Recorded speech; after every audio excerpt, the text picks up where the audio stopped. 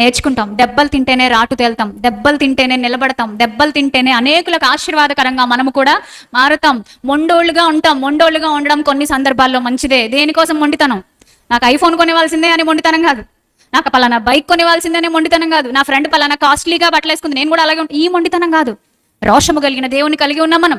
ఆయన పరిశుద్ధత విషయంలో రోషం కలిగిన వాడు ఎప్పుడు తలదించడు. మనం మొండిగా ఉండాలి. ఆ పరిశుద్ధతను కాపాడుకోవడంలో, ప్రార్థనా జీవితంలో, క్రమాన్ని కాపాడుకోవడంలో, నీతి భక్తిని పాటించడంలో కొన్నిసార్లు మొండిగానే ఉండాలి. అది మనకు క్షేమకరం. ఇక్కడ రెహబాము అలాంటి స్థితిని కలిగి ఉండలేదు. పక్క వాళ్ళ వల్ల తొందరగా తిప్పబడిపోయాడు, ఫ్రెండ్స్ వల్ల తొందరగా అయిపోయాడు. అప్పుడు రాజ్యం మీదకి శిక్ష వచ్చింది. కానీ దేవుడు అక్కడ మాట్లాడుతున్న ఒక మాట నేను మీకు ఈ సమయంలో మీరు అందరూ చూడాలని నేను ఆశపడుతున్నా. దినవృత్తాంతముల 2వ గ్రంథము 12వ అధ్యాయం. మీరు 12వ అధ్యాయం మొత్తం చదివితే రెహబాము రాజ్యము స్థిరపడి తాను బలపరచబడిన తర్వాత అతడును ఇశ్రాయేలీయులందరూ యెహోవా ధర్మశాస్త్రమును విసర్జించేశారు.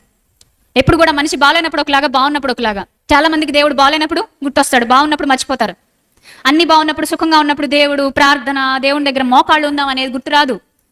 కానీ దేవుడు కథ మొత్తం మార్చేస్తాడు అని అనుకున్నప్పుడు మార్చిన తర్వాత ఆ కథలో మునిగి తేలుతా ఉంటాం తప్ప అసలైన నిజాలను మర్చిపోతాం. ఇక్కడ రెహబాం కూడా అదే చేశాడు. ప్రజలు కూడా అదే మాదిరిలో వెళ్ళిపోయారు. అప్పుడు దేవుడు వాక్కు వాళ్ళకి ప్రత్యక్షం ఈ విధంగా సెలవిస్తుంది. ఏమంటున్నాడు చూడండి, 6వ వచనం. ఆ తర్వాత వాళ్ళు రకరకాల మనుషుల చేత నలపబడ్డారు, కొట్టబడ్డారు, దేవుని చేత దెబ్బలు తిన్నారు. దెబ్బలు తిన్న తర్వాత కిందకు వచ్చేసరికి 6వ వచనంలో లాస్ట్ లైన్ చదవండి. యెహోవా న్యాయస్థుడని, అప్పుడు వారు తమ్మును తాము తగ్గించుకొని యెహోవా న్యాయస్థుడని ఒప్పుకున్నారు. ఎప్పుడొచ్చింది తగ్గింపు? దెబ్బలు తిన్న తర్వాత వచ్చింది తగ్గింపు. దెబ్బలు తిన్న తర్వాత వచ్చింది బుద్ధి. ఓకే, అప్పుడు ఒప్పుకున్నారట. ఒప్పుకున్న తర్వాత తమను తాము తగ్గించుకుని తప్పు ఒప్పుకున్న తర్వాత సాధారణంగా దేవుడు ఏం చేస్తాడు చెప్పండి మీరు? తప్పు ఒప్పుకుంటే, అతిక్రమములు విడిచిపెడితే దేవుడు ఏం చేసి ఉన్నాడు చరిత్రలో? క్షమిస్తాడు, అంతేనా? వస్తుంది అని చెప్పిన శిక్షను ఆపేస్తాడు. బట్ ఈ సిచ్యువేషన్ అండి నాకు చాలా ఆశ్చర్యంగా అనిపిస్తూ ఉంటుంది కొన్నిసార్లు. దేవుని యొక్క పేరెంటింగ్, ఆయన పెంపకం, దేవుడు నిన్ను నన్ను మనుషులను పెంచే విధానం ఉంటుంది చూసారా, ఆశ్చర్యం. ఇక్కడ వాళ్ళు తగ్గించుకున్నారు, ఒప్పుకున్నారు, తప్పు తెలుసుకున్నారు.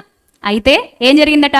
7వ వచనం నుంచి షమయాకు ప్రత్యక్షమై ఇలాగ సెలవిచ్చను, వారు తమను తాము తగ్గించుకుని కనుక నేను వారిని నాశనము చేయక శీషకు ద్వారా నా ఉగ్రతను యెరూషలేము మీద కుమ్మరింపక త్వరలోనే వారికి రక్షణ దయచేసేదను. అయితే నన్ను సేవించుటకు, భూరాజులకు దాసులై ఉండుటకు ఎంత భేదమున్నదో వారు తెలుసుకున్నట్లు వారు అతనికి, దేవుడు వాళ్ళు తప్పు ఒప్పుకుంటే క్షమించాడు, కానీ ఆయన స్టైల్లో ఆయన క్షమించాడు. వీళ్ళు అనుకున్న స్టైల్లో రాలేదు అక్కడ మార్పు. వీళ్ళేమనుకున్నారు? ప్రభు క్షమించు ప్రభు. చాలాసార్లు పిల్లలు చూడండి, సారీ అమ్మా, ఇంకెప్పుడు చేయనమ్మా, సారీ అమ్మా అని దగ్గరికి వచ్చి కౌగిలించుకున్నారనుకోండి, మనం ఐస్లా కరిగిపోతాం కదా. మళ్ళీ సార్ అలా ఉండరేమో అనుకుంటాం. కానీ మనం అలా ఉన్నవాళ్ళమే చిన్నప్పుడు, వాళ్ళు కూడా అలా